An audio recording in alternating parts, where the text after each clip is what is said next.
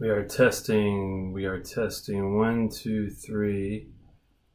Testing, testing. 1, 2, 3. Looks like we're live.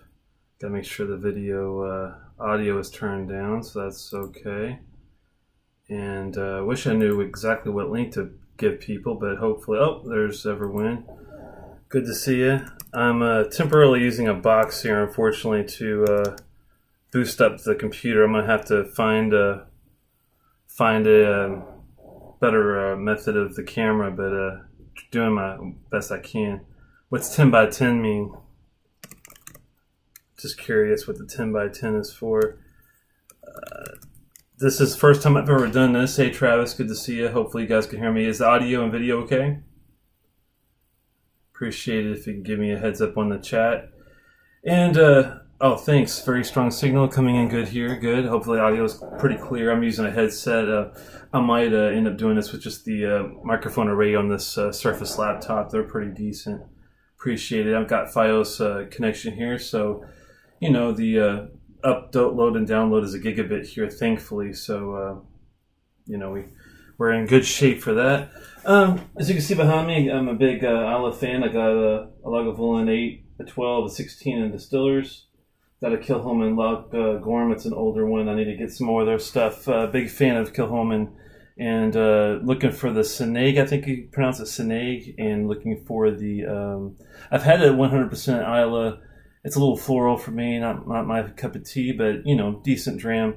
I'd love to get my hands on more. My Cure Bay, I do like that one a lot. And the Seneg I had at an expo, that was pretty good.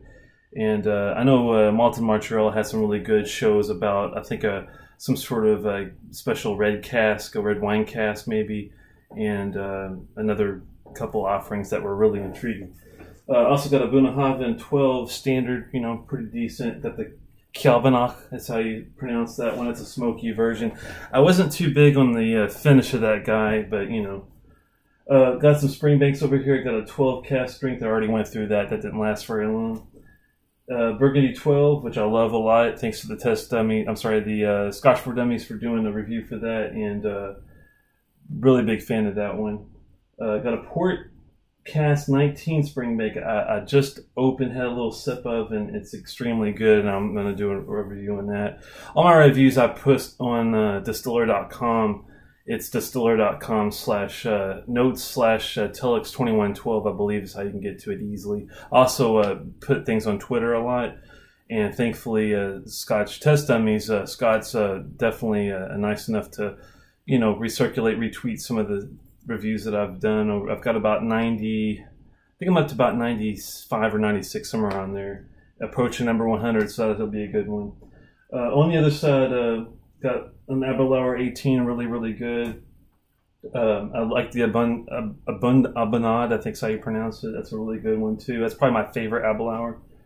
Holland Park, of course. You can't go wrong with the 12, the 15. I love the 18, is my favorite. Probably the most well-balanced Scotch of all time. You've got the Magnus, which is a good daily sipper if you're not just wanting to do the Johnny Walker Black, double black every day type thing.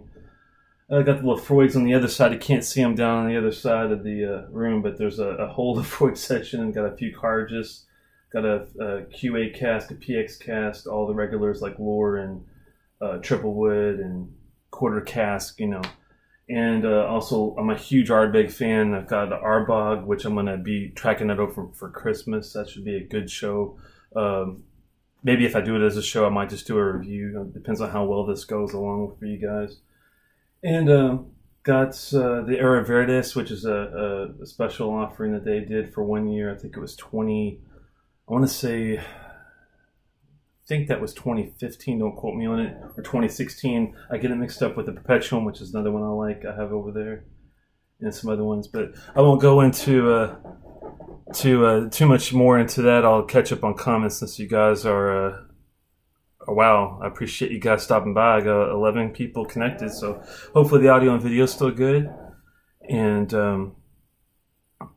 just a quick shout out. Thanks, Hoagie, for stopping by. I appreciate it. I missed Santa, and it looks like the Whiskey Scout. Thank you for joining the channel as well. I saw that. That's very nice of you. And looks like we got Travis Faircloth, a huge Glendronach fan, I know, and I was able to partake with the 12 I already had at the expo, the 15 I believe it was. I know the Allardyce was there, which I think was the 18. I might get the numbers mixed up, and the 21 Parliament, which was fantastic. Fan-fucking-tastic. Excuse my French, but it was awesome. And I had the peated version when I was there too, I believe. I'll have to get my notes out. I still have about literally 20 or so glasses to write Twitter reviews on, so hopefully I'll be able to finish some of that out.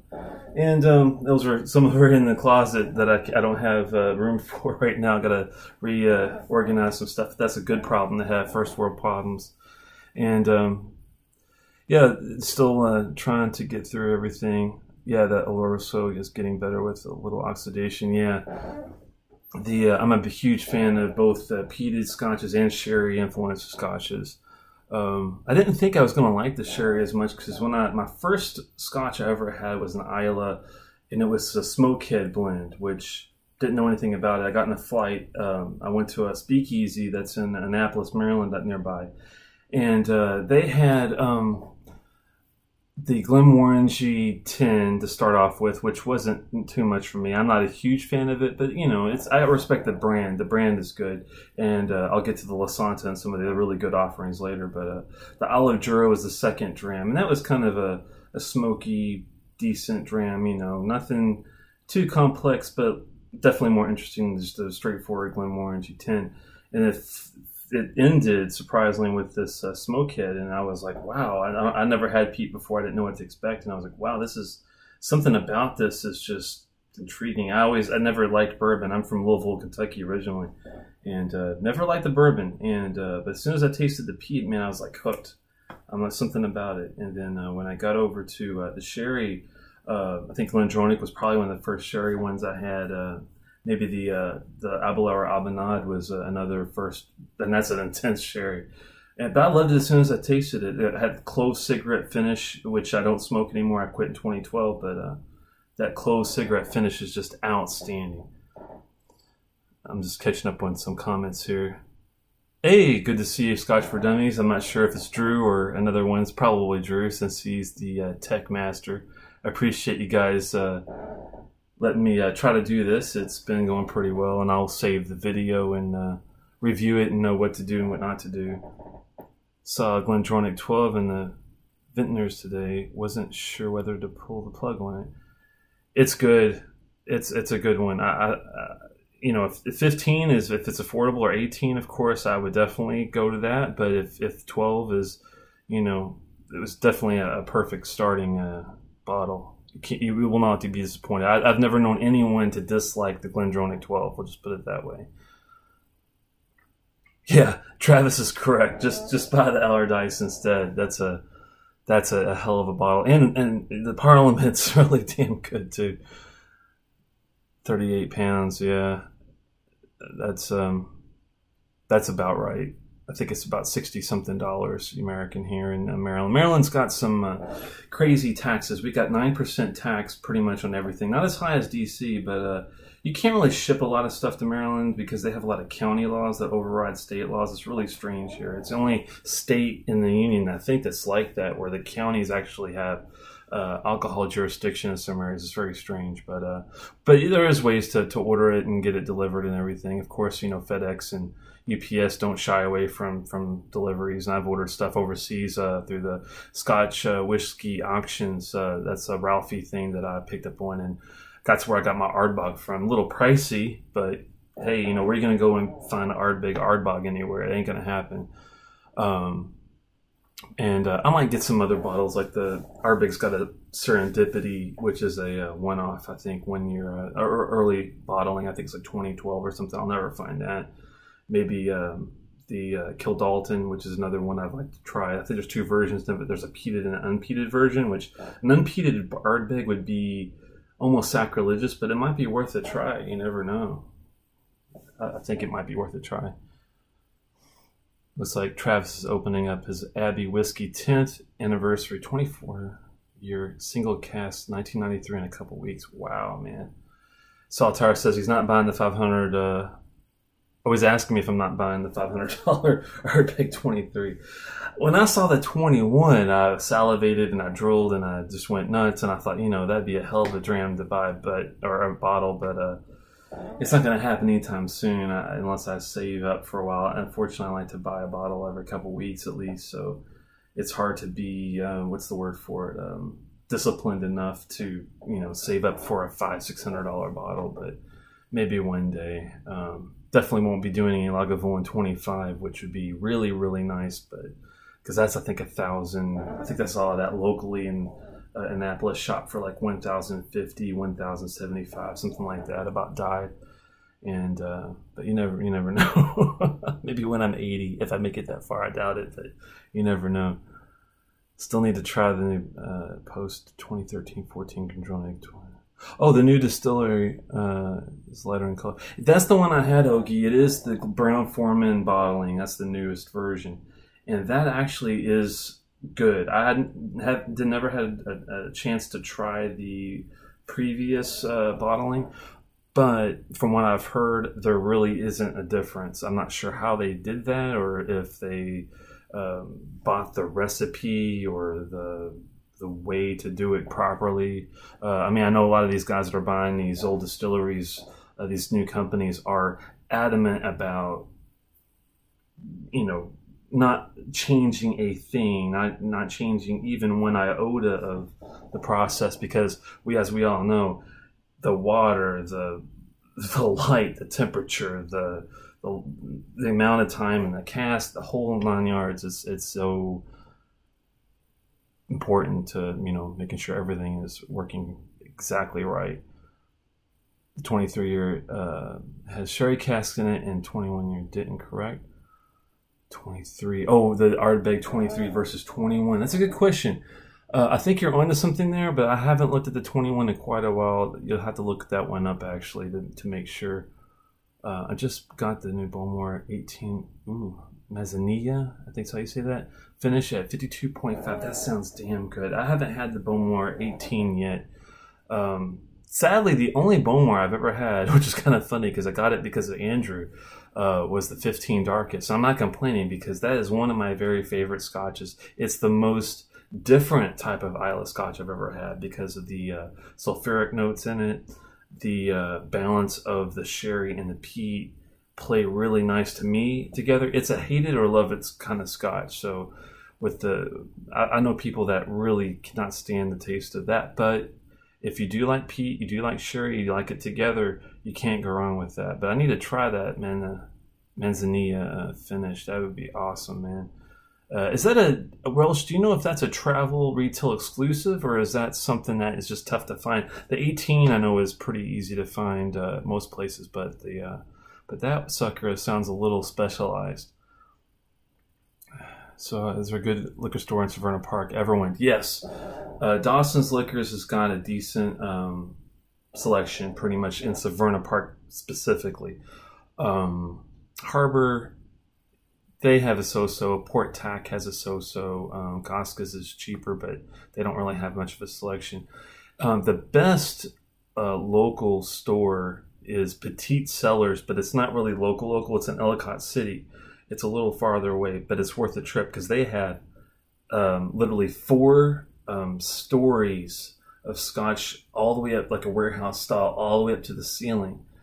And I tell you what, man, I didn't even spend a lot of time in there because I went during my lunch break and I saw the Era Veritas there recently. And that's not a bottle you can just go anywhere and find. They also had Perpetuum. They had a lot of specialized Ardbeg offerings. I was like, ooh, we got to get some of that. So that would be the go-to if you're in Maryland, is Petite Cellar so far. I know some people have said that there's some good stores on Eastern Shore, closer to Delaware, but that's a little too far for me to go. Seems like the big distilleries do it. Sure, resources on cask, yeah. Cask quality. So old ones had older bearish and cask. Sorry, I'm just catching up on some comments here. Saw Bowmore 12 in the supermarket today and heard iffy things about certain Bowmores. So I stayed away. We'll look more into them. Yeah, it's kind of a hit or miss. The thing about Bowmore 12, from what I hear most people say, like, I like the heavy peat, heavy smoke. I lean more towards Laphroaig, Ardbeg, and Lagavulin. With the Bowmore, I've heard is a very light version of it. So I did like the Kalila 12, which is a really good, basic, smoky, heavy smoke dram. Not much peat in it, but it's detectable. You know, and I think if you like Kalila 12, you'll like the Bowmore 12 from what I hear, but it's a complete guess. Hoagie probably could tell you more on that one specifically, I think, if he agrees or if he, you know, has some other ideas on that one. Switch post, contrary to using 1996 and earlier stocks before because this distillery was closed in between, yeah. Have you been to Schneider's or Potomac Wine and Spirit in DC? I've not been to Schneider's. I have done a lot of online looking in Potomac Wine and Spirit, and they do have a good selection. DC is a tough one for me because when I go into work, I drive to New Carrollton Metro, which is in Maryland. I take the DC Metro from there all the way into where I work in L'Enfant Plaza and actually in DC proper. DC has completely different laws. They have 10% tax, a little higher, but not much. 1% difference is not that big of a deal. The problem to get into Potomac Wine, and there's a couple other ones I like to visit, is there's not a metro stop nearby, so you'd have to get to a metro kind of close, take a cab there, and the whole 9 yards. Usually I don't have a lot of time to, you know, spend looking around. But online, you can look up anything that Potomac has specifically, and they do have a decent selection. I think I saw a Springbank there. It was in 19 maybe, that was not the port cask, but a different type. I have to go back and look, but I might have to snag that. Please don't snag it before I do, because that might be on my radar, because I am a huge Springbank fan. Looks like everyone says Bowmore is like Isla with training wheels. That's exactly pretty much correct from what I've heard too. I'd rather go with some other Bowmore variant like the 9, 10, or 15 sherry. Yeah, I'm a huge fan of the 15 darkest. Never tried the 12, but it's pretty strand. Hoagie thinks it's big blend. That's definitely, you know, I think I agree with that from what I've heard, but I gotta try it still. I'm a collector, so once I get into something, I'll end up having all the bottles, all empty ones, because I'm not collecting them to sell them or look at them. I drink them, but you know what I mean. Yes, I like the Kalila and the long row peated. I gotta try the long row peated Saltire. I haven't had that one yet, but I've heard it's really good, so I don't mind a little slightly peat notes, yeah, as well. Of course, the heavy stuff. Oh, he doesn't work too far from L'Enfant.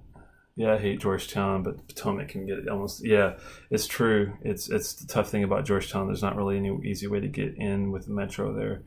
I'd love to go to the Costco they have over in DC to see what kind of selection they have. I have a bad feeling it's probably not all that great because it is Costco, but the prices for Lagavulin 16 I know can be as low as $50 somewhere, which, you know, might be worth a trip.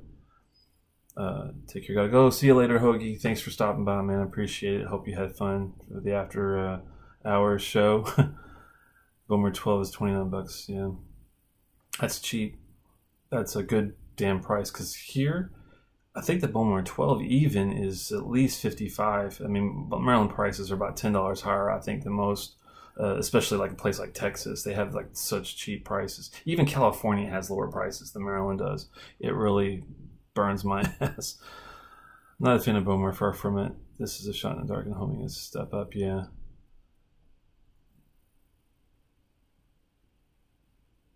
Never went. Best thing about Bowmore is the nice price point. The 15 is inexpensive. Yeah, I think unfortunately the 15 darkest here is about 75 to 85, somewhere around there.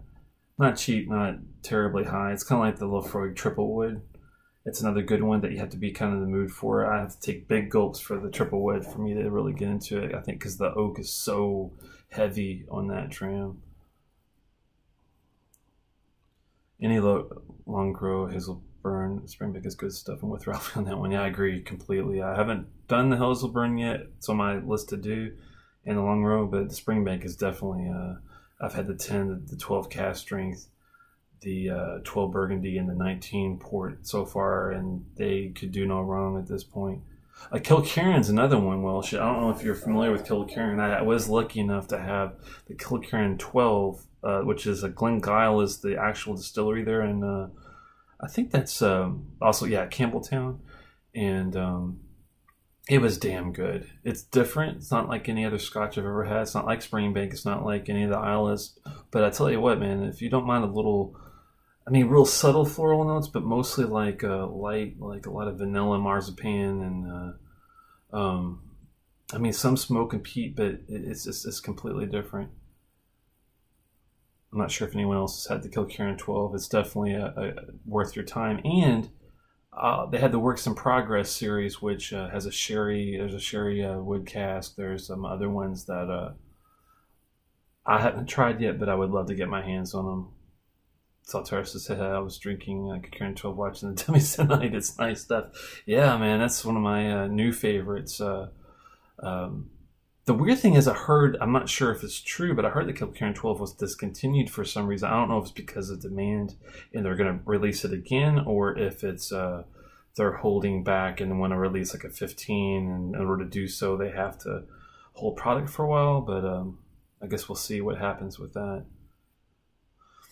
Looks like everyone, I went to get Glen Scotia. Ralphie called it a modern masterpiece, and they have it at Potomac. It was around 50-ish. Damn, that's a good price for a masterpiece quality dram. Potomac also has the Wolf Burn. That's another one that the dummies, the 4 dummies liked a lot, was the Wolf Burn 3-year, which is kind of scary that a Scotch so young would be, worth it, but I'll definitely have to give it a try. Just to before I let you guys go, I know it's getting late, and I appreciate you guys sticking around. I was going to tell you what I was doing tonight. I've got a glass here I haven't been drinking very much of, and that's why I'm so sober. But it's a little mix here, and I'll show you what I've been doing. The first bottle I used, I wasn't too keen on. It's a Glenkinchie 12. It's only $45 to $50. It's not expensive. It is a single malt. It's a decent one. I think this is 43%. I want to say this might be a Lowlands, but I might be off on that. Please correct me if I'm wrong. It could be it's kind of a mild flavor. It's light, a little floral, but not bad. I'm not complaining by any means. But what I did was I decided, you know what, I'm going to, enjoy the bottle, but there's something else that I can blend with this to make this even better. So I thought, let's put 60% of that with something else that I like that's got a little more meat to it, a little more savory notes, a little more, a little beefy. It's strange, but it's true. Mortlach 11. This is a classic cask. This is not a distillery bottle. I've heard that they still have distillery bottles, and they're not cheap. I think that I saw 15 or 18.25, that kind of thing, and so we're talking price. This one was $87.99, which is not cheap either. It's this classic cask 11. It's a single cask number 138. First fill hogshead is the cask type. Its outturn is 384 bottles. Not very many, distilled in 2002 and bottled in 2014, 11 years. Bright golden color with a slightly smoky nose and aromas freshly baked bread.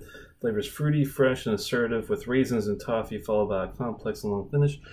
Fairly accurate. I'll give you some more notes what I got off and why I combined the two together. The Glenkinchie, on the nose I was getting a mix of apples, oranges, heather, grandma's sweet tea.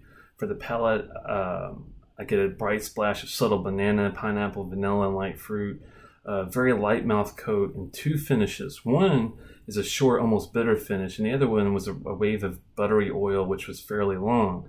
It kind of reminded me of the song by Foreigner called Double Vision, because it had the 2 things going on at once. I will say that even though this is far from my wheelhouse as a pleasant dram, I gave it a 3.25 out of 5. And I haven't officially rated the Mortlach yet, but that one is a bit different, and the notes on that is a little, and this is why I combined it, slightly smoky. You had the bread, you got, more fruit, but it's very assertive with toffee and raisins, and a lot of guys, like myself too, got a lot of meat, savory qualities from it, and I think it's a pretty good combination. and I want that one to last a little longer. So that's why I'm doing the 75-25% on that, and it's pretty good. So hope you guys had fun, and thanks for stopping by. A healthy pour there, yeah. This is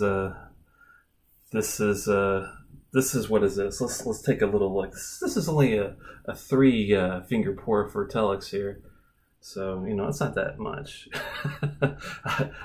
I'm 6'3", so my hands are probably a little bigger than some people's. But yeah, 4-finger man would be up there towards the rim. So I don't know.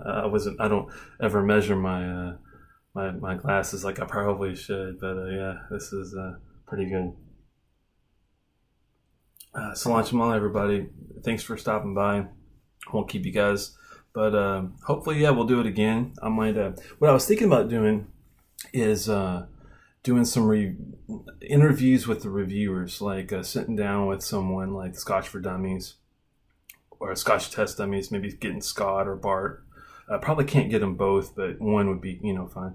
And not really having a scripted thing, but having a half-scripted thing where we can go through and I'll just ask them questions about, you know, where they got started, why, you know, they do things a certain way, some of their favorites and some of their dislikes, and really get into the minds of the reviewers and kind of, you know, focus on that, because we have a lot of people that to really focus on. I mean, there's Aquavite, there's Roy, he's a really nice guy. Told him that I was thinking about doing that, and he seemed like he thought that would be a pretty decent idea. Of course, doing it with the regular players like Rob and Malted Malt Cave and Drinking Caveman and Malted Montreal. I mean, there's a ton of them to do. So I'm not sure if it's a good idea. Let me know if you think, you know, it might be worth sinking into. Oh, I've been taking drinks, Mark. What are you talking about, man? I'm getting into it. This is pretty fun, actually.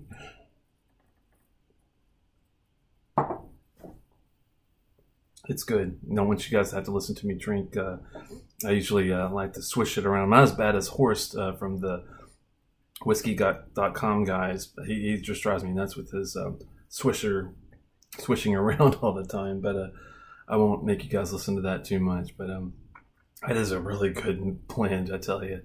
I am going to definitely dive into some new bottles. I do a tasting group with a couple friends, and we all chip in and get bottles and swap them around and stuff. It'll be interesting to see some new ones. I think Holland Park 25 is going to be one that's coming soon. I'm really looking for that. Fire and ice will be a couple other options I think I'll get to try soon. So going down the Holland Park Road pretty deep, and definitely not shying away from that.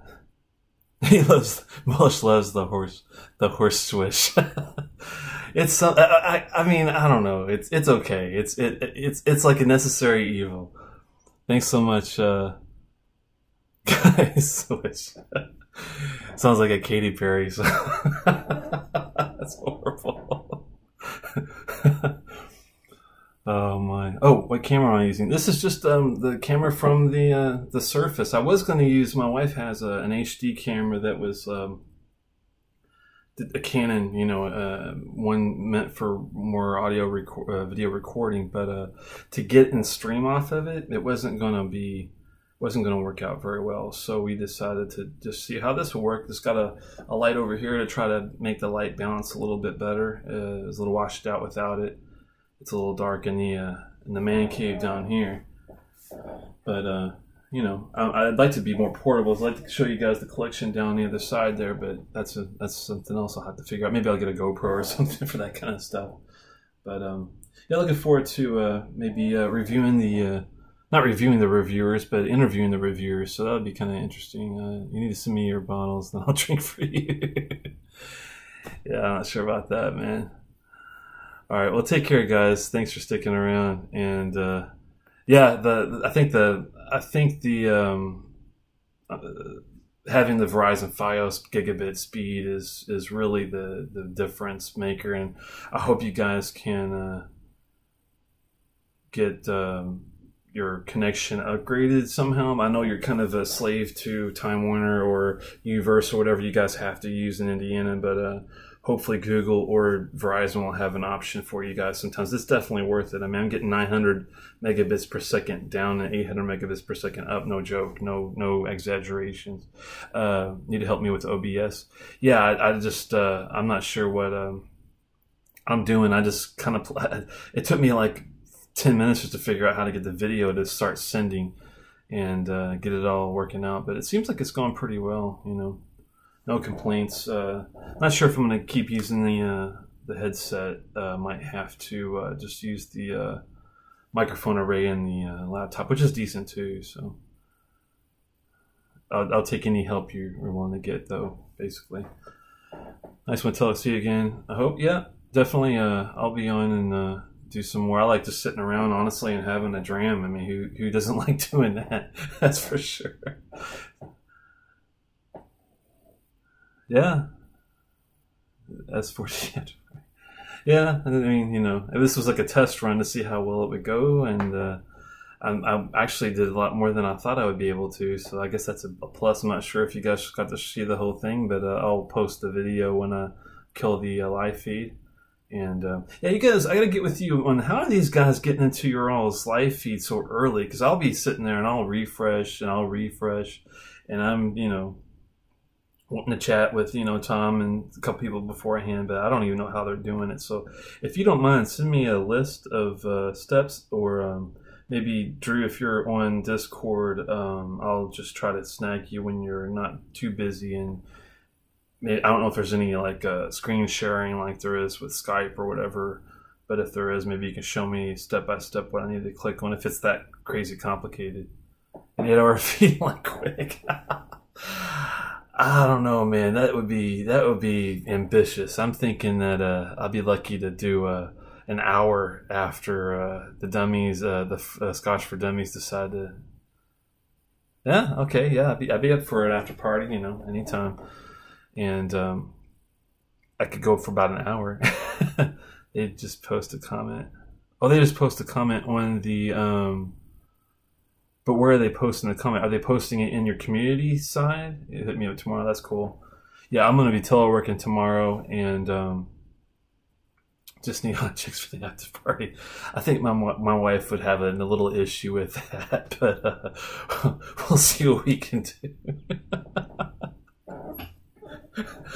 Oh, man. Sean was funny earlier. I don't know if Sean's still around there, Drew, but when he was talking about the Ben Nevis and giving a score, man, that was about as nervous as I ever heard him on camera. He was like, I don't know if I want to give a score to this, because I could tell he was trying to be nice to Hoagie and respect the dram that it was sent.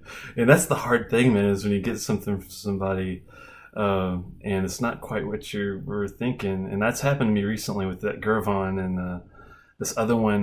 My friend Lee sent me this Invergordon. It's a grain distillery from Scotland. I'm not big on, you know, grains, but I'll try it. I tell you what, that was the waxiest. Couldn't get through it. It was that bad. I mean, I tasted it. I did notes, and I respected it to a point, but I couldn't get through the whole thing. But that 44-year, man, from 1972, I think it was, that was a kick-ass. That was a nice glass. That was awesome. And now I think maybe green's not as bad as I thought it was going to be, but we'll just have to see. Oh, he's listening. Yeah, that's tough when you get something that you're not really sure about, and you don't want to be what's the word for it? Sounding bad to somebody. God gave it to you, especially if it's something rare.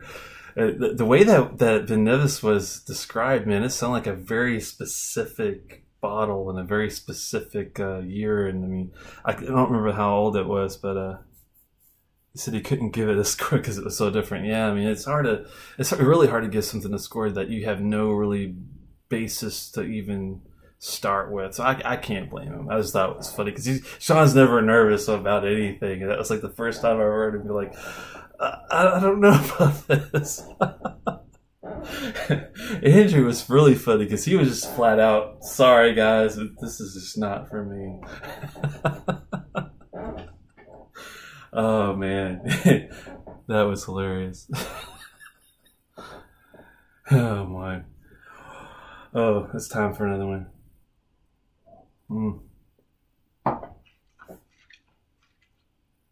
I'll give you the horse swish. I don't do my rotation like Quig does, but I've got my own kind of subtle swirly hand deal. I'm not sure what the big deal of doing this is. I know a lot of people think it disturbs the whiskey too much and all that, but typically I'll just give it, a little twirl. But if I'm being really subtle and delicate, then I guess we'll just do it that way.